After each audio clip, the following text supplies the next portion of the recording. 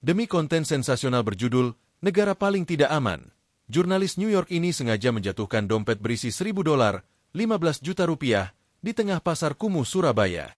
Dia sudah siap merekam aksi copet untuk menjelekkan nama Indonesia di mata dunia. Tapi apa yang terjadi 10 menit kemudian justru menampar wajahnya dengan keras. Kamera tersembunyinya merekam seorang tukang becak tua yang lari terseok-seok mengejarnya, bukan untuk meminta imbalan, tapi untuk mengembalikan uang itu utuh.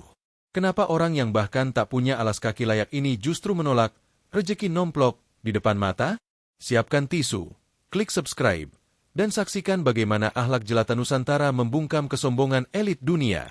Gelombang pasang di berita dunia. Dunia sedang tidak baik-baik saja, namun mata dunia tertuju pada satu anomali yang membingungkan. Di apartemen mewahnya di Manhattan yang menghadap Central Park, Mark Davidson menatap layar laptopnya dengan seringai sinis. Sebagai jurnalis investigasi senior untuk The New York Chronicle yang spesialis membongkar skandal korupsi dan kejahatan jalanan, ia memiliki reputasi sebagai pencabut topeng kota.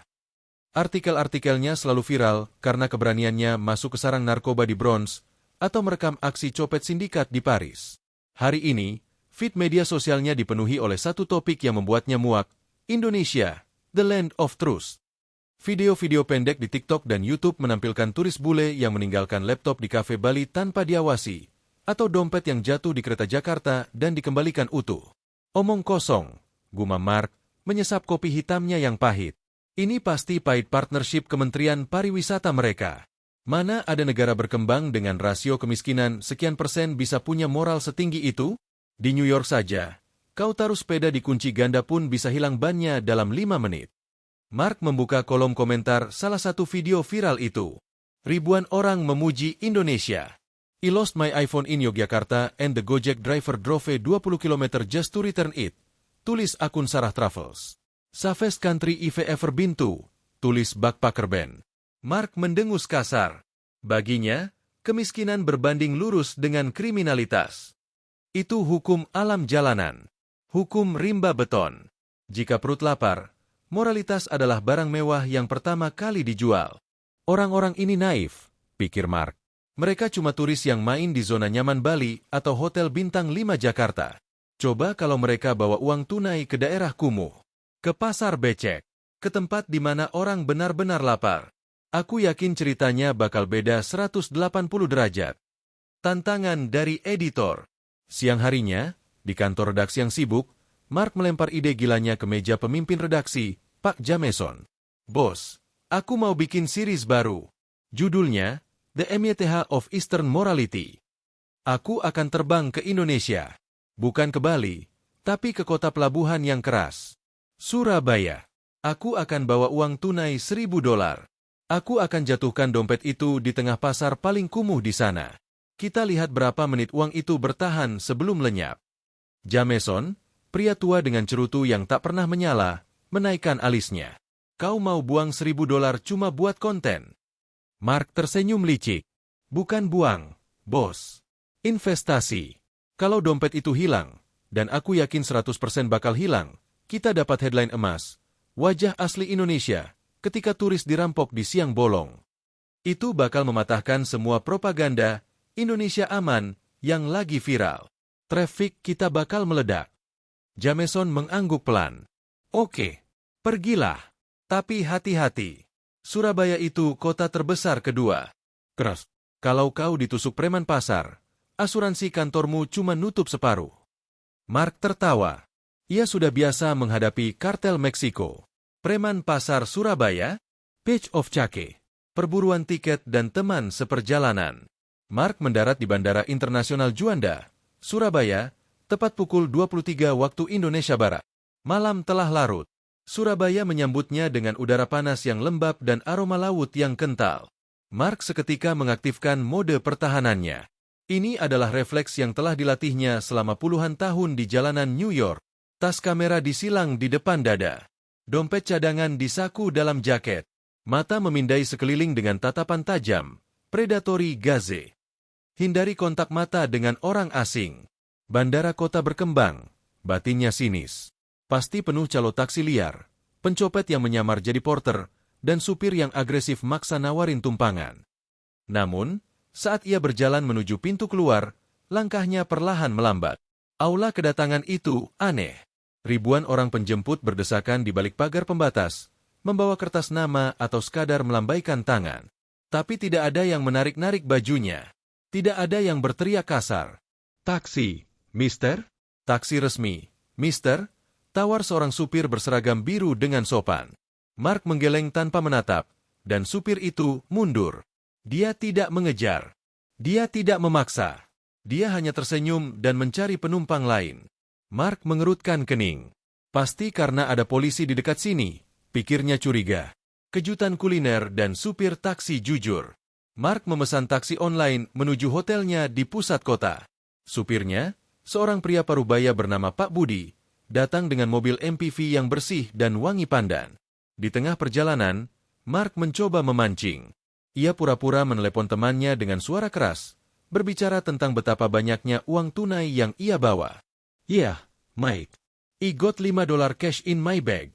Easy money." Mark melirik Pak Budi lewat spion tengah.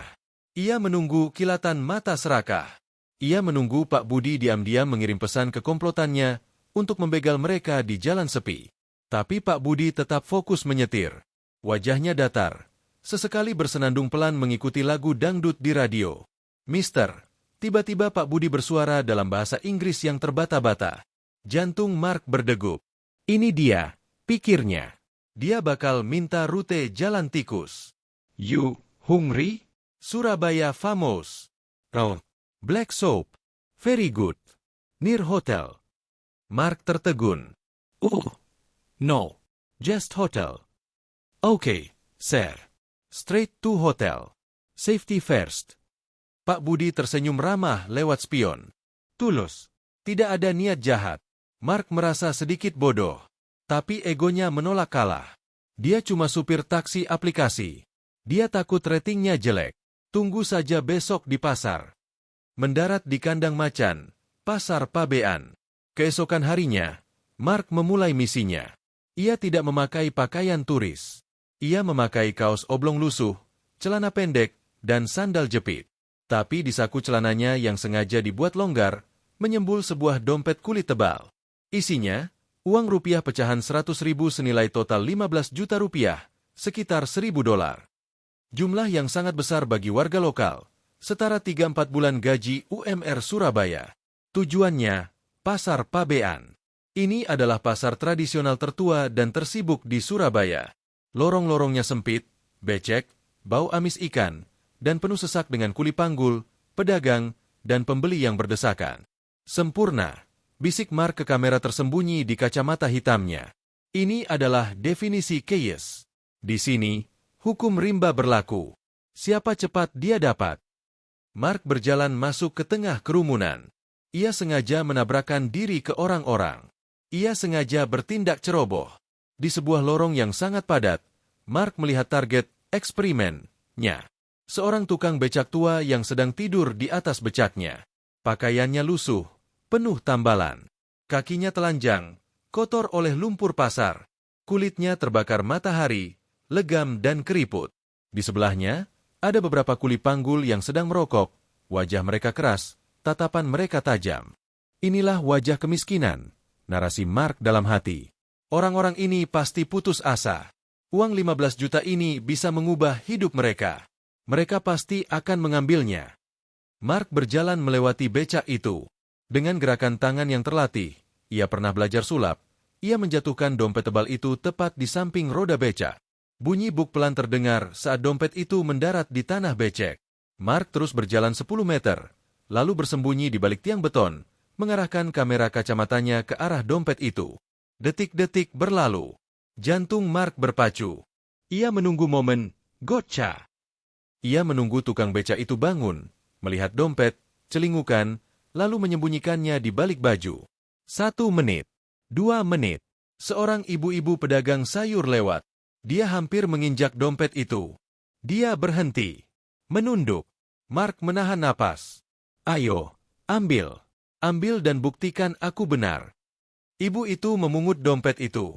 Tapi dia tidak memasukkannya ke tas. Dia malah berdiri tegak, mengangkat dompet itu tinggi-tinggi di tengah keramaian pasar. Dompet sopo iki jatuh. Woi, dompet siapa ini jatuh? Teriak ibu itu lantang dengan logat Surabayaan yang medok.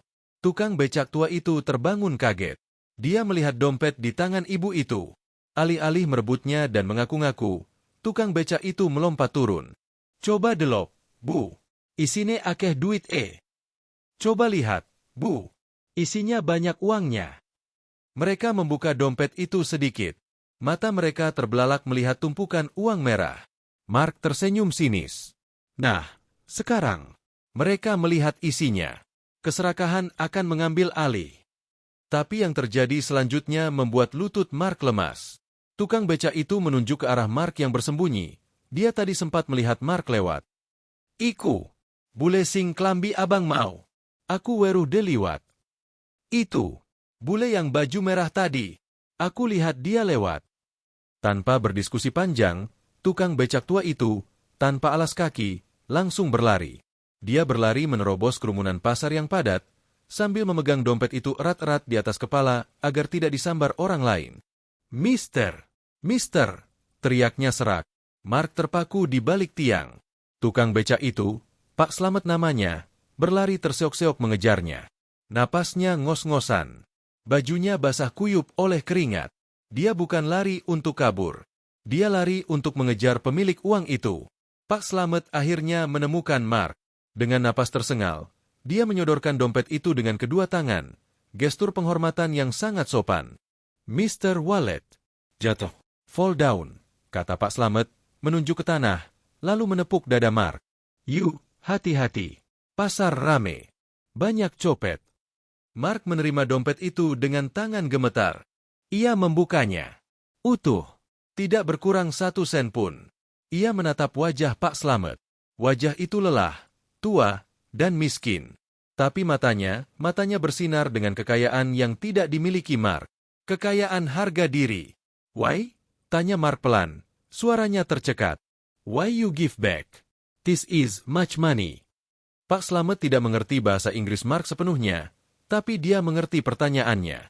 Dia tersenyum, memperlihatkan gigi-giginya yang ompong. Rezeki. Gusti Allah yang atur, Mister. Jawab Pak Slamet dalam bahasa Indonesia, menunjuk ke langit. Bukan hak saya. Haram. Kata, haram, itu asing bagi Mark, tapi nada bicaranya universal. Itu adalah integritas. Di tengah pasar yang bau amis dan becek itu, Mark Davidson, jurnalis New York yang sombong, merasa menjadi manusia paling kecil di dunia. Ia datang untuk membongkar kebusukan moral, tapi malah menemukan berlian di dalam lumpur. Eksperimennya gagal total. Atau mungkin justru berhasil dengan cara yang paling indah. Mark mematikan kameranya, bukan karena marah, tapi karena malu. Ia tahu, mulai detik ini, ia tidak akan pernah melihat Indonesia dengan cara yang sama lagi. Pendaratan di zona merah, dalam pikiran. Roda pesawat menyentuh landasan pacu Bandara Internasional Juanda dengan guncangan halus. Bagi Mark Davidson, guncangan itu bukan sekadar fisik, melainkan tombol start bagi mode tempurnya.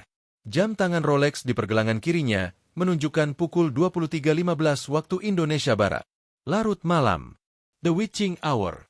Dalam teori jurnalisme investigasi yang ia pegang teguh, ini adalah jam predator. Waktu di mana polisi patroli mulai mengantuk dan keberanian pelaku kriminal jalanan berada di titik tertinggi. Surabaya, kota metropolitan kedua terbesar di Indonesia dengan populasi hampir 3 juta jiwa, dikenal dengan sejarahnya yang keras dan bonek-boneknya yang fanatik, seharusnya menjadi hutan beton yang buas pada jam segini. Baiklah, Mark. Soume. Bisiknya pada bayangan dirinya di jendela pesawat. Ia menarik napas panjang, mencoba mengabaikan kelembapan udara tropis yang langsung menampar wajahnya begitu pintu pesawat terbuka. Insting pertahanan New Yorkernya aktif seketika. Tas kamera disilang di depan dada, didekap dengan lengan kiri, posisi anti-jambret. Paspor dan dompet diselipkan di saku dalam jaket denim, bukan di tas luar. Tatap mata, tajam, intimidatif. Jangan terlihat bingung. Jangan terlihat seperti turis. Berjalanlah seolah kau memiliki tempat ini. Ia melangkah keluar Garbarata, bersiap menghadapi kerumunan calo taksi liar, pencopet yang menyamar sebagai penjemput, atau kekacauan logistik khas negara berkembang. Namun, Langkah pertamanya di terminal kedatangan justru disambut oleh keteraturan yang membingungkan. Lantai keramik putih bersih memantulkan cahaya lampu LED yang terang benderang. Tidak ada sampah puntung rokok. Tidak ada teriakan calo yang agresif menarik-narik bajunya. Ribuan orang penjemput berdiri rapi di balik pagar pembatas, melambaikan tangan dengan wajah sumringah. Seorang petugas keamanan bandara berseragam safari biru tua menatapnya. Mark membalas tatapan itu dengan sinis, menunggu permintaan uang rokok atau pemeriksaan paspor yang dipersulit. "Selamat malam, Mister. Welcome to Surabaya," sapa petugas itu sambil mengangguk sopan, lalu kembali memantau antrean taksi. Mark tertegun sejenak. "Terima kasih," jawabnya kaku dalam hati. Di mana sinisme petugas dunia ketiga yang biasanya ia temui? Di JFK New York saja. Petugas TSA akan membentakmu jika kau terlalu lambat melepas sepatu. Mangkuk rawon dan senyuman tanpa harga. Perutnya berbunyi. Rasa lapar akibat penerbangan transit via Singapura mengalahkan rasa waspadanya sejenak. Ia mampir ke sebuah depot makanan 24 jam di area kedatangan publik. Ia memesan rawon setan, menu yang direkomendasikan buku panduan sebagai sup daging hitam pedas khas lokal. Dalam 5 menit, mangkuk berisi kuah hitam pekat, kluwek, yang mengepul panas tersaji di depannya, lengkap dengan tauge pendek, telur asin, dan kerupuk udang. Aroma rempah yang asing namun menggugah selera menyeruak. Mark mencicipinya. Rasanya meledak di mulut. Gurih, sedikit manis, pedas, dan kaya rasa daging. "Sial, ini enak," batinnya mengakui. Ia membandingkannya dengan Bandara LaGuardia di New York. Jika ia mendarat jam segini di sana, ia hanya akan menemukan bagel keras sisa kemarin atau hotdog layu yang dijual dengan harga $15 oleh kasir yang sibuk main HP. Di sini, di tengah malam buta Surabaya, ia mendapatkan hidangan hangat yang dimasak dengan niat. Saat hendak pergi, Mark menyodorkan selembar uang Rp50.000 sebagai tip, sekitar $3, jumlah yang besar untuk tip di warung. Namun, pelayan itu, seorang ibu-ibu parubaya dengan daster batik yang ditutupi celemek, tersenyum dan menggeleng pelan. "Nggak usah, Mas Bule. Simpan aja." "Tang Yu," tolaknya sopan sambil membereskan mangkuk. Mark menarik tangannya kembali, bingung. Tatapan mata ibu itu bukan tatapan mengharapkan imbalan. Itu adalah tatapan keramahan murni. Hospitality yang tidak transaksional. Aneh, batin Mark. Apa dia tidak butuh uang? Atau dia pikir uangku palsu? Kereta komuter dan dompet yang terbuka. Mark memilih menaiki kereta komuter lain, dari stasiun bandara menuju stasiun Gubeng di pusat kota. Pilihan yang strategis menurutnya, lebih aman daripada taksi gelap, dan tempat terbaik untuk mengamati perilaku warga lokal kelas pekerja. Gerbong kereta itu bersih, dingin, AC-nya kencang, dan cukup terang. Mark duduk di sudut, punggung menempel ke dinding, posisi strategis untuk memantau seluruh gerbong. Matanya menyapu para penumpang. Kebanyakan pekerja pabrik shift malam yang pulang, atau mahasiswa yang membawa tas besar. Tatapan Mark terkunci pada satu objek. Di kursi prioritas seberang lorong, duduk seorang pemuda dengan jaket hoodie Persebaya, klub bola lokal. Ia tertidur pulas, kepalanya terkulai ke jendela yang bergetar halus. Di pangkuannya, tas ranselnya terbuka lebar. Resleting utamanya rusak atau lupa ditutup. Dan di sana, menyembul keluar dengan provokatif, adalah dompet kulit sintetis berwarna hitam. Jantung Mark berdegup kencang melihatnya. "Anak bodoh," batinnya berteriak. "Bangun! Kau sedang mengundang maling. Ini Surabaya, kota pelabuhan, demi Tuhan." Bagi seorang jurnalis kriminal, pemandangan ini adalah trigger alarm bahaya. Dalam teori routine activity yang ia pelajari, kejahatan terjadi ketika ada pertemuan 3 unsur: pelaku yang termotivasi, target yang menarik, dan ketiadaan penjagaan. Pemuda ini memenuhi 2 unsur terakhir dengan sempurna: target menarik, dompet, dan ketiadaan penjagaan, tidur. Sekarang, tinggal menunggu pelaku. Mark memindai penumpang lain. Ada seorang bapak-bapak bertopi lusuh yang berdiri di dekat pintu. Ada sekelompok remaja bertato yang tertawa di ujung gerbong. Siapa yang akan mengambilnya? Mark bersiap untuk merekam kejadian itu sebagai bukti betapa tidak amannya Indonesia. Tangannya merogoh saku, menyalakan kamera tersembunyi. 1 stasiun berlalu. 2 stasiun. 3 stasiun. Orang-orang lalu lalang melewati pemuda itu. Bapak bertopi lusuh tadi bahkan berdiri tepat di depannya. Mark menahan napas. "Ayo, ambil. Ambil sekarang." Namun, bapak itu hanya melirik sekilas, lalu membuang muka seolah melihat hal yang membosankan. Bahkan, saat kereta mengerem mendadak dan tas pemuda itu hampir jatuh, bapak itu menahan tasnya dengan kaki agar tidak tumpah. Tidak ada tangan jahil. Tidak ada gerakan mencurigakan. Pemuda itu tidur dengan damai, seolah ia sedang tidur di kamar ibunya, bukan di transportasi umum sebuah kota metropolitan dunia ketiga. Hingga kereta berhenti di stasiun Gubeng, pemuda itu terbangun kaget karena suara peluit. Ia menguap, menutup tasnya dengan santai, tanpa panik mengecek isinya, seolah ia tahu isinya pasti aman, lalu berjalan keluar. Rahang Mark mengeras. Logikanya berontak. "Kebetulan," bisiknya. "Itu pasti cuma keberuntungan pemula. Statistik probabilitas. Dia beruntung tidak ada copet di gerbong ini malam ini." Jalanan Surabaya. Anomali pukul 1 pagi. Keluar dari stasiun Gubeng, waktu sudah menunjukkan pukul 1 dini hari. Surabaya belum tidur sepenuhnya. Irama kota melambat, namun denyutnya masih terasa. Mark memesan taksi online, tetapi aplikasi memintanya berjalan sedikit ke titik penjemputan di dekat monumen kapal selam. Udara malam Surabaya terasa panas. Suara motor knalpot brong samar terdengar di kejauhan. Mark berdiri di trotoar yang lebar, dikelilingi taman kota yang lampunya masih menyala.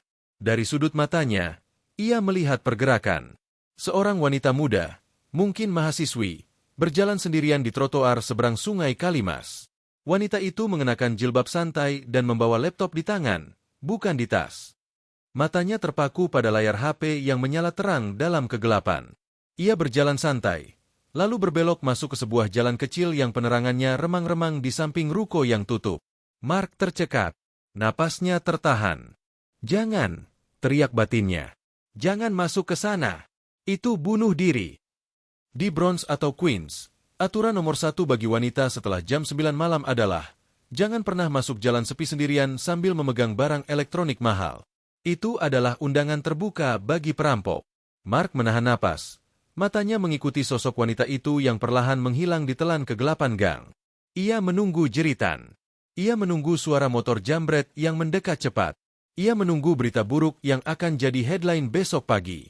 Namun, tidak ada teriakan. Yang terdengar justru suara tawa samar. Mark menyipitkan mata.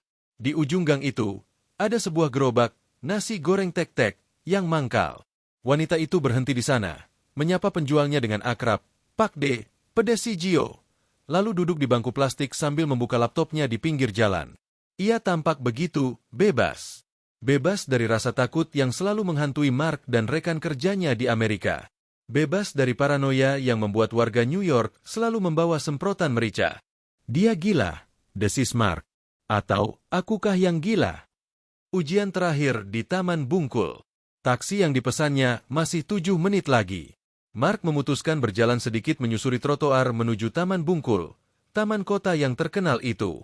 Di sebuah bangku taman yang berada di bawah lampu jalan yang redup, ia melihat pemandangan lain. Seorang pria parubaya, berpakaian kemeja batik lusuh, sedang tertidur dengan posisi duduk. Ia tampak seperti pegawai kantoran yang ketinggalan kereta terakhir.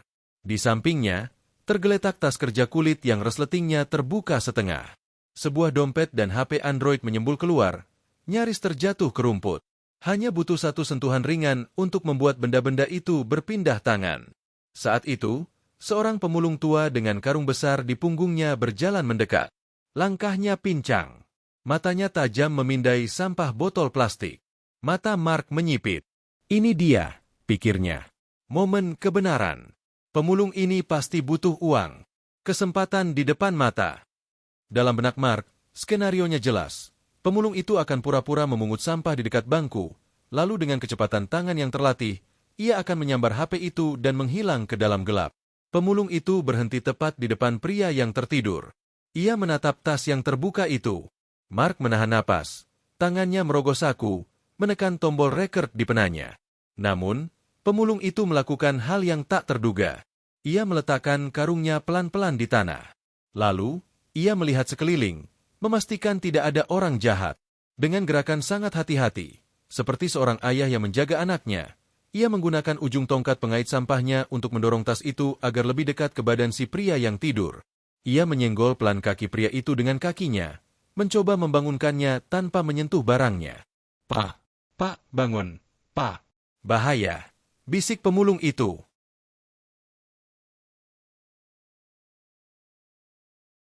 Pria itu terbangun kaget, memeluk tasnya. Melihat pemulung di depannya, ia awalnya kaget dan curiga. Tapi pemulung itu hanya tersenyum, menunjuk tas, lalu mengangkat karungnya kembali dan berjalan pergi. Hati-hati, Pak. Dompetnya mau jatuh tadi, kata pemulung itu sambil berlalu. Mark berdiri terpaku di trotoar. Pena perekam di tangannya turun perlahan. Mulutnya sedikit terbuka. Otaknya mengalami short circuit. Teori broken windows. Teori social disorganization. Semua teori kriminologi barat yang ia pelajari dan ia tulis selama 15 tahun berteriak bahwa pria itu seharusnya menjadi korban. Bahwa kesempatan menciptakan kejahatan. Bahwa di kota besar, orang asing adalah serigala bagi orang asing lainnya. Tapi di sini, di bawah langit Surabaya yang panas dan polutif, seorang pemulung miskin baru saja melindungi harta benda seorang pria asing yang ceroboh. Kenapa? Bisik Mark pada angin malam. Kenapa dia tidak mengambilnya? Tidak ada CCTV. Tidak ada polisi. Kenapa dia malah melindunginya? Taksi Bluebird pesanan Mark akhirnya datang, membuyarkan lamunannya. Ia masuk ke dalam mobil dengan pikiran yang kacau balau. AC mobil yang dingin gagal mendinginkan kepalanya yang panas oleh pertanyaan. Sepanjang perjalanan menuju hotel, ia menatap keluar jendela. Surabaya tampak berbeda sekarang. Lampu-lampu jalan bukan lagi penerang zona bahaya, melainkan saksi bisu dari sebuah anomali sosial yang belum bisa ia pahami. Ini tidak mungkin, gumamnya sambil memijat pelipisnya. Apa yang kulihat malam ini hanyalah serangkaian kebetulan yang aneh. Statistik tidak bohong. Besok aku akan membuktikannya. Aku akan melakukan eksperimen utama di pasar pabean. Aku akan memancing sifat asli kota ini keluar dengan uang 15 juta rupiah. Mark tidak menyadari bahwa malam itu, dinding skeptisismenya telah retak. Dan eksperimen yang ia rencanakan untuk besok bukan akan membuktikan kebenaran teorinya, melainkan akan menghancurkannya berkeping-keping. Menyusun jebakan tikus. Matahari pagi Surabaya menembus tirai kamar Hotel Majapahit yang bersejarah. Di meja kerjanya yang penuh dengan puntung rokok dan kaleng kopi, Mark Davidson menatap peta Surabaya yang telah ia tandai dengan spidol merah. Mark tidak datang ke sini untuk berlibur. Ia datang untuk membuktikan sebuah tesis jurnalistik, kemiskinan melahirkan kriminalitas. Ia tahu bahwa satu kejadian, kebetulan, semalam, pemulung di Taman Bungkul, tidak bisa dijadikan data. Itu anomali. Ia membutuhkan pola yang berulang, replicable pattern. Hipotesis nol, gumamnya sambil mengecek saldo tunai di tasnya. Jika ada uang tak bertuan di tempat umum, dan ada orang miskin yang melihatnya, maka uang itu pasti hilang dalam hitungan menit. Itu hukum ekonomi dasar. Rencananya sederhana namun brutal. Ia akan melakukan 5 eksperimen stres, the 5 stress tests. Ia akan dengan sengaja meninggalkan barang berharga dan uang tunai di 5 lokasi dengan profil risiko berbeda di Surabaya. Jika satu saja barang itu hilang, teorinya terbukti benar. Jika kelimanya kembali, maka ia sedang berhadapan dengan sesuatu yang di luar nalar barat. Mari kita lihat wajah aslimu, Surabaya, bisiknya, memasukkan kamera Leica seharga $5.000 ke dalam tasnya. Eksperimen 1, Tunjungan Plaza, umpan, iPhone 14 Pro. Target pertama adalah pusat perbelanjaan elit. Di Food Court Mall Amerika, meninggalkan HP di meja sama saja dengan sedekah. Mark melangkah masuk ke Food Court Tunjungan Plaza yang ramai saat jam makan siang. Ia memesan sepiring rujak cingur. Di meja yang penuh dengan nampan kotor, Mark meletakkan iPhone 14 Pro miliknya. Layarnya menyala, menampilkan peta. Sangat menggoda. Lalu, ia berdiri. Saya mau cuci tangan sebentar, katanya pada udara kosong, lalu berjalan menjauh. Ia bersembunyi di balik pilar, menghitung waktu. 1 menit, 3 menit, 5 menit. Orang-orang lalu lalang. Ada petugas kebersihan, cleaning service, yang membersihkan meja di sebelahnya. Ini dia, pikir Mark. Petugas itu gajinya UMR. HP ini setara 6 bulan gajinya. Dia pasti akan, tidak sengaja, menyapunya ke dalam tong sampah lalu mengambilnya nanti. Petugas itu mendekat. Dia melihat iPhone itu. Dia berhenti menyapu. Dia melihat sekeliling, mencari pemiliknya. Lalu, dia mengambil tisu dari sakunya, mengelap sedikit noda kuah rujak yang terciprat di dekat HP itu, lalu meletakkan tanda lantai basah kecil di dekat meja itu agar orang tidak mendekat. Dia berdiri di sana, menjaga HP itu seperti satpam pribadi, sampai Mark kembali 10 menit kemudian. "Mas, HP-nya jangan ditinggal. Bahaya," tegur petugas itu sopan. Mark terdiam. Tidak ada pencurian. Malah ada pengawalan gratis. Eksperimen 2.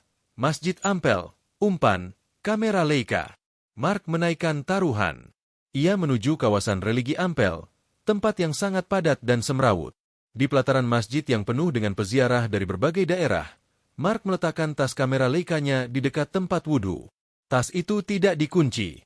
Lensa seharga $3.000 menyembul keluar. Ia berjalan menjauh, pura-pura membeli kurma di pasar lorong Ampel. "Ini tempat ibadah," analisis Mark. Tapi keramaiannya gila. Copet pasti berkeliaran di sini mencari dompet peziarah yang lengah. 20 menit berlalu. Mark kembali dengan jantung berdebar. Tas itu tidak ada di tempat semula. "Hah, kena kau?" teriak batin Mark. Akhirnya hilang juga. Ia bertanya pada seorang pedagang tasbih di dekat situ. "Excuse me, my bag, black bag." Pedagang itu tersenyum lebar, menunjuk ke arah pos satpam masjid. "Diamankan, Mister. Di pos safety." Mark berjalan ke pos.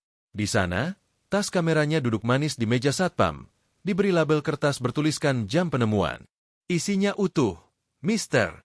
Silakan dicek," kata satpam itu santai sambil menyeruput kopi. "Di sini rumah Tuhan. Gak ada yang berani nyuri." Mark mengecek. Lensa, memory card, baterai, semua lengkap. Rasionalitas Mark mulai goyah. Apakah Tuhan benar-benar ada CCTV-nya di sini? Eksperimen 3. Kenjeran Park, umpan, dompet tebal. "Mari kita coba sesuatu yang lebih liquid," pikir Mark. "Uang tunai." Ia pergi ke Pantai Kenjeran Lama, tempat wisata rakyat yang murah meriah, penuh dengan keluarga kelas menengah ke bawah. Di bangku beton pinggir pantai yang menghadap jembatan Suramadu, Mark sengaja menjatuhkan dompet kulit tebal. Isinya, uang tunai 2 juta rupiah, sekitar $130, dalam pecahan biru 50 ribuan yang mencolok. Ia berjalan menjauh, membeli es degan, dan mengamati dari jauh. Angin laut bertiup kencang. Dompet itu sedikit terbuka, memperlihatkan uangnya. Seorang nelayan tua yang baru mendarat dari perahu kecilnya berjalan mendekat. Dia membawa jaring ikan yang kosong. Tangkapan hari ini sepertinya sedikit. Dia butuh uang. Analisis Mark. 2 juta rupiah bisa buat beli solar seminggu. Dia pasti ambil. Nelayan itu melihat dompet. Dia berhenti. Dia memungutnya. Mark menahan napas. Gota. Tapi nelayan itu tidak mengantonginya. Dia malah mengangkat dompet itu tinggi-tinggi, berteriak ke arah pengunjung pantai. "Dompet sopo iki? Jatuh rek." "Dompet siapa ini?" "Jatuh kawan." Suaranya serak tapi lantang, mengalahkan suara ombak. Beberapa orang menoleh. Tidak ada yang mengaku. Nelayan itu menggeleng-geleng kepala, lalu berjalan menuju warung kopi terdekat, menitipkannya pada ibu penjual warung yang ia kenal. "Yu, titip yo. Nek onok sing goleki." "Mbak, titip ya. Kalau ada yang nyari." Mark, yang bersembunyi di balik pohon kelapa, merasa tertampar. Orang yang jaringnya kosong ini baru saja menolak ikan besar di darat. Eksperimen 4. Angkot LYN, umpan, laptop MacBook. Sore harinya, Mark mencoba transportasi umum rakyat. Angkot, LYN, warna kuning yang panas dan berisik. Ia naik dari terminal Joyoboyo. Penumpangnya beragam. Emak-emak pasar, anak sekolah, kuli bangunan. Mark memangku MacBook Airnya. Saat angkot penuh, ia sengaja lupa dan turun di tengah jalan, meninggalkan laptop itu di bangku penumpang. Angkot melaju pergi. Selesai, pikir Mark. Di dalam angkot tidak ada CCTV. Laptop itu akan berpindah tangan dalam hitungan detik. Dijual di pasar Maling Wonokromo. Mark menunggu di pinggir jalan, mencatat waktu kehilangan di notesnya. 5 menit kemudian, sebuah angkot kuning berhenti mendadak di depannya. Itu angkot yang sama. Supir angkot itu, seorang pria bertato di lengan, melongok keluar jendela. "Wow, mister, laptopmu ketinggalan," teriaknya ngegas. Seorang ibu-ibu penumpang di belakang mengulurkan laptop itu lewat jendela. "Hati-hati tuh, Mas. Barang larang iki. Hati-hati dong, Mas. Barang mahal ini." Mark menerima laptop itu dengan tangan gemetar.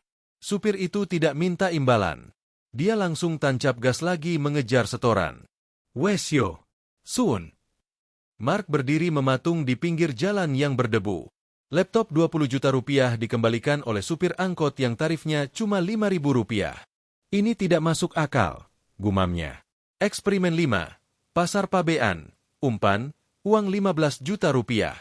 Ini adalah ujian terakhir. The ultimate test. Eksperimen utama yang ia rencanakan sejak awal. Pasar pabean di malam hari. Tempat paling keras di Surabaya.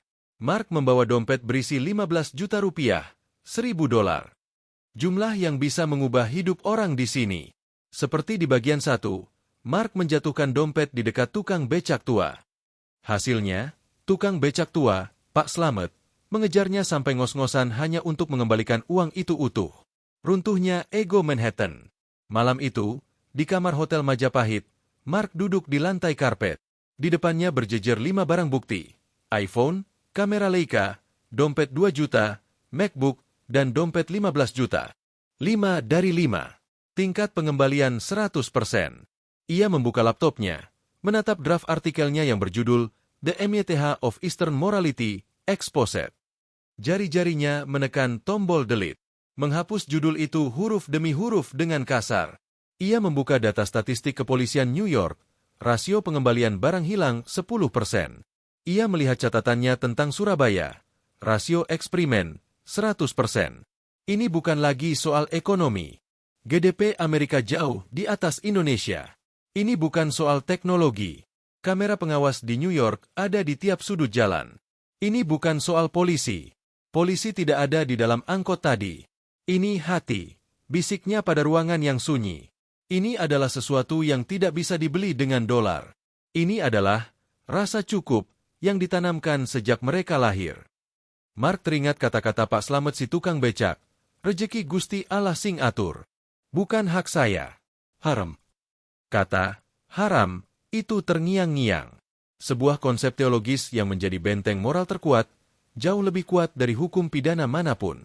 Teori yang ia bangun selama 15 tahun, bahwa manusia adalah serigala bagi sesamanya di kota besar, hancur lebur di hadapan keringat tukang becak yang menolak uang 15 juta. Mark Davidson, sang jurnalis sinis, malam itu menangis. Bukan karena sedih, tapi karena ia baru saja menemukan kembali harapan pada umat manusia yang ia pikir sudah punah di barat. Harapan itu bernama Indonesia. Kekacauan yang teratur di Manggarai. Eksperimen barang hilang di Surabaya telah mengguncang keyakinan Mark, namun sebagai jurnalis investigasi yang skeptis, ia tahu bahwa kejujuran pasif, tidak mencuri, berbeda dengan kebaikan aktif, menolong orang lain. Ia membutuhkan data tentang interaksi sosial dinamis di bawah tekanan tinggi. Tempat terbaik untuk melihat watak asli sebuah masyarakat adalah saat mereka berada di titik didih. Mark memilih neraka transportasi, Jakarta sebagai laboratorium berikutnya. KRL komuter lain pada jam sibuk pagi hari. Pukul 7 pagi di stasiun Manggarai. Lautan manusia. Ribuan orang berdesakan di peron. Tubuh menempel tubuh. Keringat bercampur parfum murah dan aroma pagi yang lembab. Bagi Mark, ini mengingatkannya pada subway New York saat badai salju, atau tube London saat mogok kerja. Dalam kondisi kepadatan seperti ini, teori sosiologi klasik crowd psychology mengatakan bahwa individualisme akan meroket. Orang akan menjadi agresif, egois, dan kehilangan empati demi memperebutkan 1 inci ruang untuk bernapas. Lihat mereka. Batin Mark sambil menyalakan kamera kancingnya saat kereta tujuan Jakarta Kota merapat. Mereka akan saling sikut. Yang kuat yang dapat duduk. Hukum rimba. Pintu kereta terbuka. Arus manusia mendesak masuk seperti bendungan jebol. Mark terbawa arus, terhimpit di dekat pintu, wajahnya menempel di kaca. Napasnya sesak. Namun, di tengah himpitan daging manusia itu, matanya menangkap sebuah anomali visual yang mencolok. Di sudut gerbong, ada deretan kursi dengan stiker merah bertuliskan kursi prioritas. Gerbong itu penuh sesak. Orang berdiri berhimpitan seperti ikan sarden. Namun, 3 kursi prioritas itu kosong. Tidak ada yang mendudukinya. Ada seorang pemuda berjaket hoodie yang berdiri tepat di depannya. Wajahnya tampak kelelahan, matanya berat mengantuk, mungkin pekerja shift malam. Lututnya sesekali goyah saat kereta mengerem. Kursi kosong itu hanya berjarak 30 cm dari pantatnya. Di New York, pemuda itu pasti sudah duduk, memasang headphone, dan pura-pura tidur agar tidak perlu memberikannya pada orang lain. Di Paris, kursi itu adalah trofi bagi siapa yang tercepat. Tapi di sini, pemuda itu bahkan tidak meliriknya. Seolah-olah kursi itu dilingkari kawat berduri tak kasat mata. Kenapa? Mark bertanya dalam hati. Efisiensi ruang nol. Ada resource kosong. Kenapa tidak dipakai? Ini bodoh. Refleks 3 pemuda dan permen stroberi. Kereta berhenti di stasiun Cikini. Pintu terbuka. Seorang nenek tua, mungkin berusia 70-an, masuk dengan langkah tertati. Ia membawa keranjang pasar anyaman yang berat. Punggungnya bungkuk, wajahnya penuh keriput namun teduh. Apa yang terjadi dalam 3 detik berikutnya membuat Mark merinding. Belum sempat nenek itu mencari pegangan. Belum sempat ia membuka mulut untuk meminta tolong, sebuah fenomena sinkronisasi sosial terjadi. 3 orang pemuda yang duduk di kursi, bukan prioritas, kursi reguler, di dekat pintu, berdiri secara serentak. Mereka tidak saling pandang. Tidak ada aba-aba. Tidak ada yang menyuruh. Itu adalah gerakan refleks. Seperti otot yang bereaksi saat dipukul palu medis. Silakan, Mbah, kata salah satu pemuda yang paling dekat, menggeser tubuhnya untuk memberi ruang. Ia tersenyum, lalu berdiri bergelantungan di pegangan tangan, bergabung dengan kaum berdiri yang sesak. Nenek itu tersenyum lebar, menampakkan sisa giginya. Matur nuwun ya, Le. Muga-muga sehat, lancar rejekine. Terima kasih ya, Nak. Semoga sehat, lancar rejekinya. Nenek itu duduk, meletakkan keranjangnya. Lalu, ia merogoh tas kecilnya yang lusuh. Ia mengeluarkan sesuatu. Sebuah permen bungkus merah. Permen rasa stroberi murah yang biasa dijual di warung. Iki, Le. Gawe legi-legi. Ini, Nak. Buat manis-manis, kata nenek itu, menyodorkan permen itu pada pemuda yang memberinya kursi. Pemuda itu tidak menolaknya. Ia tidak merasa tersinggung diberi permen murah. Ia menerimanya dengan kedua tangan, sebuah gestur penghormatan yang sangat spesifik, dan menundukkan kepalanya sedikit. Sun, Mbah, katanya tulus. Ia memasukkan permen itu ke saku kemejanya, seolah itu adalah medali penghargaan, bukan gula seharga 500 perak. Mark terpaku. Kamera di dadanya merekam semuanya. Ia teringat kejadian di New York minggu lalu. Seorang ibu hamil meminta kursi pada pria berjas di subway, dan pria itu hanya mendengus kesal sambil membalik halaman korannya, pura-pura tidak dengar. Di sini, di gerbong panas Jakarta ini, kemanusiaan menang telak atas kenyamanan pribadi. Wawancara. Sudah wajar, Mister. Mark tidak bisa menahan diri.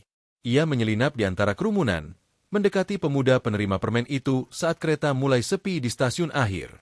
Excuse me, sapa Mark. Can I ask, why did you give your seat? You look at tired. The priority seat was empty too. Pemuda itu, yang ternyata seorang karyawan IT, menatap Mark dengan bingung. Pertanyaan itu terdengar aneh baginya. Sorry, Mister. My English little, jawabnya. At old mother. Grandma. Tired. Yes, but no police force you, desak Mark. Why automatic? Pemuda itu menggaruk kepalanya yang tidak gatal. Ia mencari kata-kata yang tepat, lalu menjawab dengan kalimat yang akan mengubah arah artikel Mark selamanya. It's normal, Mister. Malu saya visit. Old mother stand. Dosa. Sin. Kata kunci. Wajar. It's natural, normal. Bagi pemuda ini, altruisme, menolong orang lain, bukanlah tindakan heroik. Itu adalah default setting. Itu adalah standar minimum menjadi manusia Indonesia. Mark menyadari kesalahannya selama ini. Di Barat, menolong orang dianggap sebagai kebaikan ekstra, extra mile. Di sini, menolong orang adalah Kewajiban dasar. Pabrik moralitas. Sekolah dasar. Dari mana refleks ini berasal? Apakah ini genetik? Apakah air tanah Indonesia mengandung serum kebaikan? Mark tahu jawabannya pasti ada di hulu, pendidikan. Keesokan harinya, sebelum kembali ke Amerika, Mark mengunjungi sebuah sekolah dasar negeri, SDN, sederhana di pinggiran Jakarta Selatan. Bangunannya tidak mewah, cat dindingnya agak mengelupas, dan tidak ada fasilitas iPad di setiap meja seperti sekolah elit di New York. Ia meminta izin kepala sekolah untuk mengobservasi kelas 1 SD. Anak-anak berusia 6-7 tahun. Di dalam kelas, guru budi pekerti sedang mengajar. Mark duduk di belakang, menyalakan perekam suaranya. Anak-anak, panggil Bu Guru.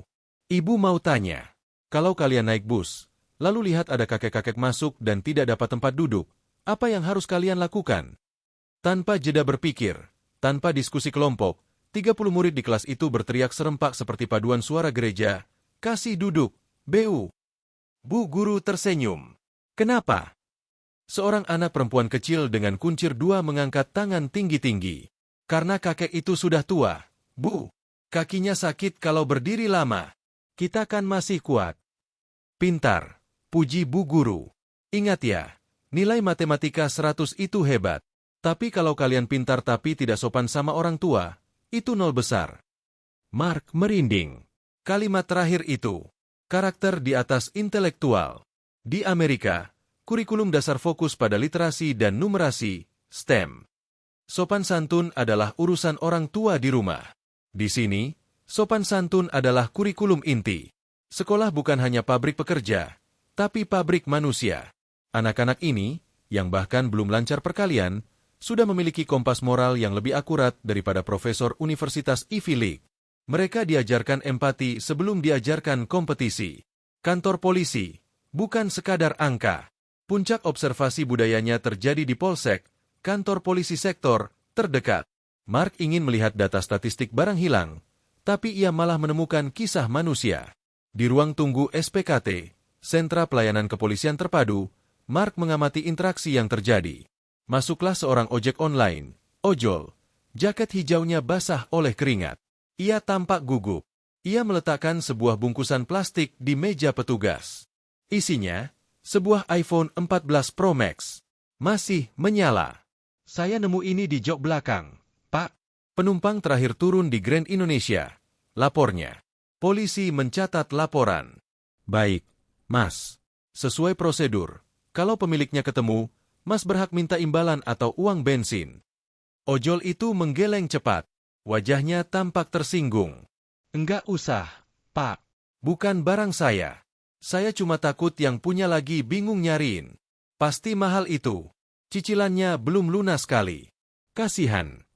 Ia menandatangani formulir penyerahan, lalu pergi begitu saja. Tanpa meninggalkan nomor rekening. Tanpa berharap viral. Ia pergi dengan ringan. Seolah beban HP seharga motornya itu sudah lepas dari pundaknya. Mark menutup buku catatannya. Tangannya gemetar. Analisis sosiologisnya tentang ikatan sosial dan solidaritas mekanik terasa dangkal menghadapi realitas ini. Orang-orang ini tidak mengembalikan barang karena takut polisi. Mereka tidak mengembalikan barang karena mengharap surga. Mereka mengembalikannya karena empati radikal. Mereka bisa membayangkan rasa sedih si pemilik. Mereka bisa merasakan kecemasan orang lain, tepo seliro. Mereka menempatkan diri mereka di posisi korban. Mereka tidak melihat barang sebagai objek ekonomi, tulis Mark dalam artikelnya malam itu. Mereka melihat barang sebagai ekstensi dari perasaan pemiliknya. Mengambil barang itu berarti melukai perasaan orang lain. Dan bagi orang Indonesia, melukai perasaan orang lain adalah tabu terbesar. Malam itu, Mark menelepon editornya di New York, Jameson. Jameson, suaranya serak. Artikel tentang mitos keamanan. Itu buang saja ke tempat sampah. Aku punya cerita baru. Tentang apa? Tanya Jameson di seberang telepon. Mark menatap langit Jakarta yang penuh polusi namun terasa hangat. Tentang sebuah bangsa yang beroperasi dengan mata uang yang berbeda. Mata uang mereka bukan dolar. Mata uang mereka adalah rasa. Dan Jameson, kita di barat sudah bangkrut. Malam yang menggigit di Peneleh. Euforia itu seperti obat bius. Ia membuatmu merasa tak terkalahkan.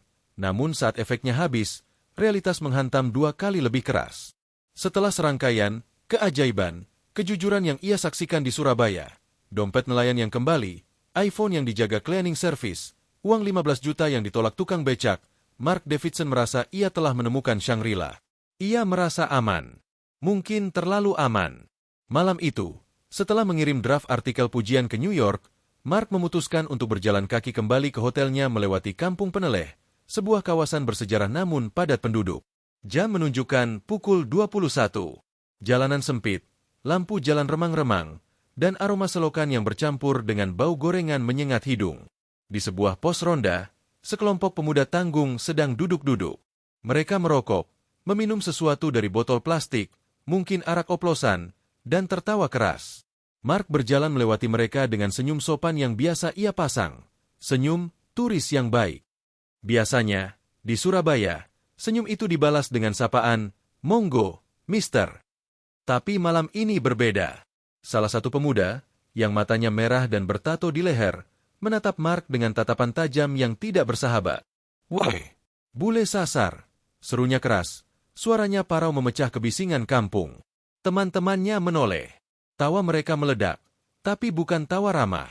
Itu tawa mengejek. Tawa predator yang melihat mangsa asing di teritori mereka. "Bagi duit, bos. Dolar, dolar," teriak yang lain, berdiri menghalangi jalan. "Sugih, kaya, lo iki. HP ini anyar," timpal temannya, melirik saku celana Mark yang menonjol. Langkah Mark terhenti.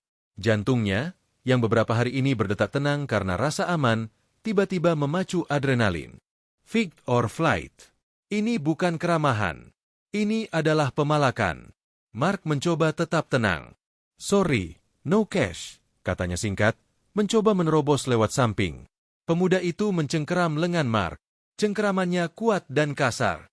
"Ojo pelit-pelit tuh, Mister. Sini bagi rokok." Mark mengibaskan tangannya, melepaskan diri, lalu mempercepat langkahnya setengah berlari. "Woi, asem. Ojo lari." Teriakan dan siulan panjang yang merendahkan terdengar di belakangnya. Mark berbelok di tikungan tajam. Napasnya memburu. Ia tidak menoleh lagi sampai ia mencapai jalan raya yang terang. Malam itu, Surabaya tidak terasa seperti surga. Ia terasa seperti kota besar lainnya. Keras, sinis, dan penuh dengan pemuda mabuk yang berbahaya. "Bodoh," rutuk Mark. "Aku terlena. Ini tetaplah kota miskin. Kriminalitas tetap ada." Bisikan di lorong rumah sakit. Keesokan harinya, retakan itu semakin lebar. Mark mengunjungi RSUD Dr. Soetomo untuk meliput sisi kesehatan masyarakat. Ia ingin melihat apakah keramahan yang sama ada di sana. Di ruang tunggu BPJS yang sesak dan panas, Mark duduk mengamati antrean panjang rakyat kecil. 2 orang perawat muda duduk di meja administrasi, berbicara dalam bahasa Jawa cepat, mengira Mark tidak paham. Mark memang tidak paham kata per kata. Tapi ia menyalakan aplikasi penerjemah suara di HP-nya yang ia taruh di meja. Aplikasi itu menerjemahkan. "Itu si bule ngapain sih di sini? Menuh-menuhin tempat aja. Paling mau bikin konten kemiskinan lagi. Poverty porn. Mentang-mentang dari Amerika, kita dianggap objek sirkus." Iya, sok banget. Padahal di negaranya sendiri banyak gelandangan. Di sini sok suci motret-motret orang sakit. Mark membaca terjemahan itu. Wajahnya memerah padam. Panas menjalar dari leher hingga ke telinga. Objek sirkus. Poverty porn. Sok suci. Kata-kata itu menohok ego jurnalistiknya. Ia pikir ia datang sebagai pengamat yang objektif dan simpatik. Ternyata, bagi sebagian orang, ia hanyalah turis intelektual yang arogan. Ia adalah gangguan. Mark mematikan HP-nya perlahan. Ia merasa kecil. Ia merasa asing. Tanpa pamit, ia berdiri dan berjalan keluar dari rumah sakit itu dengan kepala tertunduk. Malam gelap jiwa di kamar 305. Malam itu di Hotel Majapahit, Mark mengalami krisis. Ia duduk di tepi tempat tidur, menatap lampu kota Surabaya dari balik jendela kaca. Lampu-lampu itu tidak lagi terlihat indah baginya. Mereka terlihat seperti mata-mata yang menghakimi. Apakah semua kejujuran yang ia alami sebelumnya palsu? Apakah tukang becak itu hanya kebetulan? Apakah supir angkot itu hanya takut viral? Aku naif, rutuk Mark pada bayangannya di kaca. Aku terjebak dalam romantisme sesaat. Negara ini sama saja. Ada preman, ada prasangka, ada ketidaksukaan pada orang asing. Teoriku yang lama mungkin benar. Manusia pada dasarnya tribal dan curiga. Ia membuka laptopnya, bersiap menelepon Jameson, editornya di New York. Jameson, suaranya serak saat sambungan terhubung. Aku rasa aku harus pulang. Artikel, surga moral, itu bias. Aku terlalu emosional. Mark, ada apa? Kau terdengar kacau. Mark menceritakan segalanya. Pemalakan di kampung. Gosip perawat. Rasa terasing yang tiba-tiba menyerang. Mungkin, utopia, itu tidak ada, Jameson. Mungkin mereka hanya bersandiwara di depan kamera. Jameson terdiam sejenak, lalu suara beratnya terdengar bijak. Mark, dengarkan aku. Kau adalah jurnalis veteran. Kau tahu hukum statistik. Apa maksudmu? Surabaya dihuni oleh 3 juta manusia. Di antara jutaan itu, tentu saja ada preman. Tentu saja ada yang sinis. Tentu saja ada yang rasis. Tapi, pertanyaannya bukan, apakah ada orang jahat di sana? Potong Jameson. Pertanyaannya adalah, bagaimana mayoritasnya? Apakah 5 pemuda mabuk itu menghapus kebaikan tukang becak yang lari mengejarmu dengan uang 15 juta? Apakah 2 perawat yang kelelahan itu menghapus ribuan senyum warga lain? Kata-kata Jameson menghantam Mark seperti palu godam. Generalisasi. Dosa terbesar seorang jurnalis. Ia baru saja melakukan apa yang paling ia benci. Menghakimi satu bangsa besar hanya karena segelintir pengalaman buruk di hari terakhir. Ia membiarkan rasa sakit hatinya menutupi data objektif yang sudah ia kumpulkan selama seminggu. Kau benar, bisik Mark. Aku kehilangan objektivitas. Validasi dari dunia maya. Malam itu, Mark tidak bisa tidur. Kata-kata Jameson berputar di kepalanya. Untuk mengalihkan pikiran, ia membuka laptopnya lagi. Ia berselancar di dunia maya, mengecek media sosial lokal Surabaya. Algoritma membawanya ke sebuah unggahan di Instagram akun Surabaya Info yang sedang viral. Trending topic. Unggahan itu berupa sebuah video CCTV buram dari sebuah minimarket. Di video itu, terlihat seorang pria bule, Mark, sedang membeli air mineral. Saat membayar, dompetnya terjatuh dari saku belakang celananya tanpa ia sadari. Mark keluar toko. Detik berikutnya, seorang pemulung tua yang sedang mengais kardus di depan toko melihat dompet itu. Pemulung itu memungutnya. Dia melihat isinya, tebal. Dia tidak mengambilnya. Dia justru lari mengejar Mark, tapi Mark sudah naik taksi dan pergi. Pemulung itu terlihat bingung, lalu dia menyerahkan dompet itu ke kasir minimarket. Mark terbelalak. Dia ingat kejadian itu 2 hari lalu. Dia pikir dia tidak kehilangan apa-apa. Ternyata dia kehilangan dompet kecil berisi uang receh dan kartu nama hotel. Dan seseorang menemukannya. Ia membaca caption yang ditulis admin. Respect buat bapak pemulung di Indomaret Darmo ini. Nemuin dompet bule isinya lumayan. Malah dititipin ke kasir. Padahal bapaknya buat makan aja susah. Siapa yang kenal bapak ini? Mari kita bantu apresiasi kejujurannya. Surabayawani jujur orang baik. Di bawahnya, ada ribuan likes dan ratusan komentar. Definisi kaya hati miskin harta. Ya Allah, lindungi bapak ini. Bulenya mana? Semoga dia tahu kalau barangnya aman. Air mata Mark menetes, jatuh membasahi keyboard laptopnya. Di saat ia merasa ditolak oleh preman kampung, ternyata di sudut lain kota ini, ada seorang pemulung yang menjaga integritas kotanya tanpa diminta. Ada ribuan netizen yang mendukung kebaikan itu. Ternyata, penghakiman itu bekerja 2 arah. Malam ini ia dihakimi buruk oleh preman.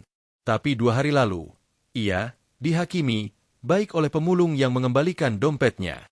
Ia menyeka air matanya dan tersenyum. Senyum tulus pertama malam ini. Ia mengambil buku catatan, artikel finalnya. Di halaman baru, ia menulis dengan tinta tebal. Teori cermin Nusantara. Kebaikan memantulkan kebaikan. Prasangka memantulkan prasangka. Indonesia adalah cermin raksasa. Jika kau datang dengan hati terbuka, mereka akan memelukmu. Jika kau datang dengan arogansi, mereka akan menolakmu. Tidak ada negara yang sempurna. Tapi di sini, kebaikan kecil tidak pernah hilang. Ia dicatat, ia diingat, ia dirayakan. Mark menutup laptopnya. Rasa takutnya hilang. Rasa sakit hatinya sembuh. Besok, ia akan berjalan keluar lagi. Bukan untuk membuktikan siapa yang salah atau benar, tapi untuk mencari bapak pemulung itu dan mengucapkan terima kasih. Ia tahu sekarang, ia tidak perlu semua orang menyukainya. Ia hanya perlu tahu bahwa arah kompas moral bangsa ini, secara kolektif, menunjuk ke arah yang benar. Revisi total di halaman terakhir. Malam terakhir di Surabaya. Kamar Hotel Majapahit yang klasik dipenuhi oleh kesunyian yang kontemplatif. Koper-koper Mark sudah dikemas rapi di sudut ruangan, siap untuk penerbangan pagi kembali ke New York. Namun, pikiran Mark belum siap untuk pergi.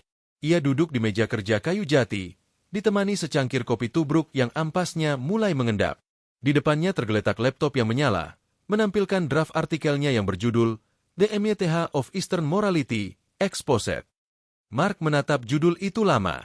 Jari-jarinya melayang di atas keyboard. Dengan satu tarikan napas panjang, ia menekan tombol backspace. Menghapus judul provokatif itu huruf demi huruf, seolah memotong tali yang mengikatnya pada sinisme masa lalu. Ia mengetik judul baru dengan huruf kapital yang tegas. Lost in Surabaya, How a Rickshaw Puller Taught Me to Be Human Again. Ia mulai menulis paragraf penutupnya. Bukan dengan gaya investigasi yang dingin dan penuh data statistik kriminal, melainkan dengan narasi hati yang jujur. Selama 15 tahun karir saya di New York, saya percaya bahwa kemiskinan adalah ibu dari kriminalitas. Bahwa jika perut lapar, moralitas mati. Teori jurnalistik saya mengajarkan, if it bleeds, it leads. Berita buruk selalu laku. Namun, Surabaya telah menampar wajah arogan saya. Saya membandingkan data. New York memiliki PDB per kapita 10 kali lipat lebih tinggi dari Surabaya. New York memiliki ribuan polisi patroli dengan senjata lengkap. Namun, di New York, saya tidak berani meninggalkan laptop saya di Starbucks tanpa pengawasan sedetik pun. Di New York, tingkat pengembalian dompet hilang di bawah 10%. Di sini, di kota pelabuhan yang panas dan berdebu ini, PDB-nya rendah. Polisi jarang terlihat di kampung-kampung. Tapi di sini, dompet saya kembali 100%. Di sini, tukang becak menolak uang 15 juta rupiah, jumlah yang bisa mengubah hidupnya, hanya karena ia takut mengambil hak orang lain. Mark berhenti mengetik, matanya menerawang keluar jendela, menatap kelap-kelip lampu Tunjungan Plaza. Jawabannya bukan pada hardware, ekonomi, CCTV, polisi. Jawabannya ada pada software, manusia, iman, budaya. Bangsa ini mungkin belum kaya secara materi, tapi mereka miliarder dalam hal modal sosial. Mereka diajarkan sejak bayi bahwa mengambil hak orang lain adalah haram dan pamali. Bahwa menolong orang asing adalah refleks, bukan pilihan. Ia menekan tombol send ke editornya. Artikel itu terkirim. Teorinya selama 15 tahun resmi runtuh. Dan anehnya, ia merasa lega. Dunia ternyata tidak seburuk yang ia kira. Jalan kaki terakhir. Sebuah konfirmasi. Pukul 23. Mark tidak bisa tidur. Adrenalin perpisahan memacunya untuk keluar sekali lagi. Ia ingin meresapi udara Surabaya untuk terakhir kalinya. Ia berjalan kaki di sekitar jalan Tunjungan yang kini menjadi area pedestrian cantik. Di sebuah bangku taman, ia melihat seorang kakek penjual koran yang sudah tua renta. Kakek itu tertidur pulas dalam posisi duduk. Koran dagangannya tergeletak begitu saja di sampingnya, bersama kaleng uang receh yang terbuka. Di Bronx, pemandangan ini adalah undangan terbuka untuk pencurian. Kaleng uang itu akan hilang dalam hitungan detik. Mark hendak melangkah untuk membangunkan kakek itu agar waspada, namun seseorang mendahuluinya. Seorang pemuda bertato, mengenakan kaos bonek, supporter bola, hitam dan celana jeans sobek-sobek, profil yang sering dianggap preman oleh orang awam, berhenti di depan kakek itu. Pemuda itu melihat kaleng uang yang terbuka. Mark menahan napas. Apakah dia akan mengambilnya? Pemuda itu merogoh saku celananya. Ia mengeluarkan selembar uang 20.000. Dengan gerakan sangat pelan agar tidak membangunkan si kakek, ia menyelipkan uang itu ke dalam kaleng. Lalu, ia mengambil satu koran. Tidak berhenti di situ. Pemuda itu melihat koran-koran lain yang mau terbang tertiup angin. Ia mengambil batu kecil, menindih tumpukan koran itu agar rapi. Setelah selesai, ia menepuk pelan pundak kakek itu tanpa membangunkannya, seolah memberikan doa bisu, lalu berjalan pergi sambil membaca koran yang baru dibelinya. Mark berdiri terpaku di trotoar. Air mata hangat menetes di pipinya yang kasar. Itulah Surabaya, bisiknya. Wajahnya sangar, hatinya Hello Kitty. Di balik penampilan kasar pemuda itu, ada kelembutan yang tidak dimiliki banyak eksekutif berdasi di Wall Street. Pemandangan di gerbang keberangkatan. Keesokan paginya, Bandara Juanda. Mark sudah melewati pemeriksaan imigrasi. Ia duduk di ruang tunggu, mengamati kesibukan bandara. Di kursi seberang, terjadi kegaduhan kecil. Sebuah keluarga turis asing, mungkin dari Eropa Timur, tampak panik. Sang ibu menangis. Sang ayah berdebat dengan petugas maskapai dalam bahasa yang tidak dimengerti siapapun. Anak mereka, balita berusia sekitar 3 tahun, menjerit-jerit kelaparan karena susu botolnya tertinggal di bagasi yang sudah masuk pesawat. Situasi kacau. Petugas maskapai tampak kewalahan karena kendala bahasa. Tiba-tiba, seorang ibu-ibu berjilbab membawa kardus oleh-oleh, lapis kukus, berdiri dari kursinya. Ia tidak mengenal keluarga itu. "Excuse me, Mister," katanya tenang dengan logat Jawa kental. "Can I help?" Ibu itu mencoba menerjemahkan dengan bahasa isyarat dan Inggris terbatas. Ia menenangkan sang ayah. Tapi ia tidak berhenti di situ. Melihat si anak yang masih menangis kelaparan, ibu itu membuka tas tangannya. Ia mengeluarkan 1 kotak susu UHT rasa coklat dan bungkusan roti sobek. "Ini buat baby," katanya sambil tersenyum, menyerahkan bekal anaknya sendiri pada si anak bule itu. Tangisan anak itu berhenti seketika. Ia menyedot susu itu dengan lahap. Orang tua anak itu membungkuk berkali-kali, mengucapkan, thank you, dengan mata berkaca-kaca. Ibu itu hanya melambaikan tangan, tersenyum tulus. "Sama-sama. Don't worry." Lalu ia kembali duduk, melanjutkan mengobrol dengan suaminya seolah tidak ada kejadian istimewa. Mark merekam kejadian itu dalam memori fotografisnya. Itu dia lagi, batinnya. Keajaiban kecil yang dianggap biasa. Ibu itu tidak menganggap dirinya pahlawan. Dia hanya melakukan apa yang diajarkan budayanya. Kalau ada anak kecil nangis, kasih makan. Sesederhana itu. Tapi dampaknya mendunia. Terbang menjauh. Cahaya di bawah sana. Pesawat yang membawa Mark perlahan bergerak di landasan pacu. Mesin menderu, mengangkat burung besi itu ke angkasa, meninggalkan Pulau Jawa. Mark menempelkan wajahnya ke jendela oval. Di bawah sana, Surabaya terhampar luas. Jembatan Suramadu membelah selat, gedung-gedung, dan kampung-kampung padat yang terlihat seperti labirin genteng merah. "Selamat tinggal, kota pahlawan," bisik Mark. Ia tahu, ia tidak sedang meninggalkan sekadar kota. Ia meninggalkan sebuah state of mind. Ia meninggalkan tempat di mana ia merasa aman menjadi manusia seutuhnya. Tempat di mana ia tidak perlu mencurigai setiap orang yang mendekat. Ia memejamkan mata, membiarkan bayangan wajah-wajah itu melintas. Pak Slamet tukang becak, supir angkot yang jujur, pemulung di Taman Bungkul, dan pemuda bonek yang membeli koran. Mereka bukan orang kaya. Mereka bukan pejabat. Mereka adalah rakyat jelata yang membuat bangsa ini luar biasa. Pendaratan di realitas lama. 24 jam kemudian. Bandara JFK, New York. Cuaca di luar abu-abu dan bersalju. Dingin yang menusuk tulang langsung menyambut Mark begitu ia keluar dari terminal. Ia berjalan menuju area penjemputan taksi. Suasananya berbeda drastis. Orang-orang berjalan cepat, wajah-wajah tertunduk menatap layar ponsel, menghindari kontak mata. Klakson mobil bersahut-sahutan kasar.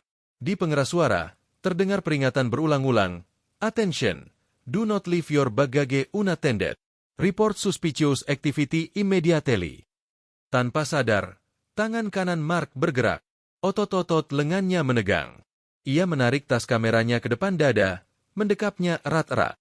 Jari-jarinya mencengkeram pegangan koper dengan putih buku jari. Matanya memindai sekitar dengan tatapan predator lagi. Ia terhenti mendadak di tengah trotoar bersalju. Ia melihat tangannya sendiri yang sedang mendekap tas itu. Posisi pertahanan diri. Defense mechanis. God, desisnya. "Aku sudah kembali ke neraka." Tubuhnya bereaksi secara otomatis terhadap atmosfer ketidakpercayaan di New York. Rasa aman yang ia rasakan selama seminggu di Surabaya menguap dalam hitungan detik, digantikan oleh kewaspadaan purba yang melelahkan. Ia melihat sekeliling. Wajah-wajah curiga. Polisi NYPD dengan tangan di sarung pistol. Inilah kemajuan. Inilah pusat dunia. Tapi rasanya kosong. Rasanya dingin. Dulu aku pikir ini normal, batin Mark Pilu. Dulu aku pikir kewaspadaan ini adalah harga yang harus dibayar untuk tinggal di kota modern. Tapi sekarang aku tahu, dunia lain itu ada. Dunia yang lebih hangat itu nyata. Janji untuk Emily. Malam itu, di apartemennya di Manhattan, Mark duduk di tepi tempat tidur putrinya, Emily, yang berusia 12 tahun. Emily sedang mengerjakan PR matematika sambil mendengarkan Taylor Swift. "Dad sudah pulang?" tanya Emily tanpa menoleh. "Gimana Indonesia? Seram kayak di berita? Banyak teroris." Mark tersenyum lembut. Ia mengelus rambut pirang putrinya. "Tidak, sayang. Berita itu salah. Daddy salah." Emily berbalik, menatap ayahnya bingung. "Maksud Dad?" Mark mengeluarkan sebuah benda dari tasnya. Bukan oleh-oleh mahal. Hanya sebuah gantungan kunci sederhana berbentuk ikan hiu dan buaya, ikon Surabaya, dan sebungkus permen jahe yang ia beli di pasar. "Dengar, M," kata Mark serius. "Dunia ini luas. Di sekolah sini, kamu diajarkan untuk takut pada orang asing, stranger danger. Kamu diajarkan untuk selalu curiga, kunci pintu ganda, bawa pepper spray. Dan di sini, di New York, mungkin itu perlu untuk bertahan hidup." Mark menggenggam tangan putrinya. "Tapi Daddy ingin kamu tahu. Di belahan bumi sana, ada sebuah tempat di mana kamu bisa berjalan sendirian di malam hari tanpa rasa takut diculik. Tempat di mana kalau dompetmu jatuh di pasar kumuh, orang akan berlari mengejarmu untuk mengembalikannya, bukan mencurinya. Tempat di mana orang asing akan melindungimu seperti anak mereka sendiri." Mata Emily membulat. "Benarkah ada tempat kayak gitu, Dad? Kayak di film Disney?" "Nyata, sayang. Namanya Indonesia." Mark menatap mata putrinya dengan tekad bulat. "Liburan musim panas depan, kita tidak akan ke Disney World atau Paris. Kita akan ke Jawa. Kita akan naik kereta ekonomi. Kita akan makan di pinggir jalan. Daddy akan membiarkanmu pergi ke minimarket sendirian jam 10 malam. Daddy ingin kamu merasakan sesuatu yang Daddy rasakan minggu lalu." "Apa itu, Dad?" "Rasanya menjadi manusia yang merdeka dari rasa takut." Emily tersenyum. Harapan baru berbinar di matanya. "Oke, Dad. Can't wait." Mark mematikan lampu kamar Emily, lalu berjalan ke jendela apartemennya yang menghadap gedung-gedung beton New York yang dingin. Di dalam hatinya, ia mengucapkan terima kasih terakhir. "Terima kasih, Surabaya. Terima kasih telah menghancurkan ego Amerikaku dan membangunkan hatiku. Kau telah membuktikan bahwa harapan bagi umat manusia itu masih ada. Dan harapan itu ternyata berwajah sawo matang, berbau kretek, dan bernama gotong royong." Mark Davidson tersenyum dalam tidur malam itu. Tidur ternyenyak yang pernah ia rasakan di New York, karena dalam mimpinya, ia sedang makan rawon hangat di pinggir jalan yang aman. Tamat.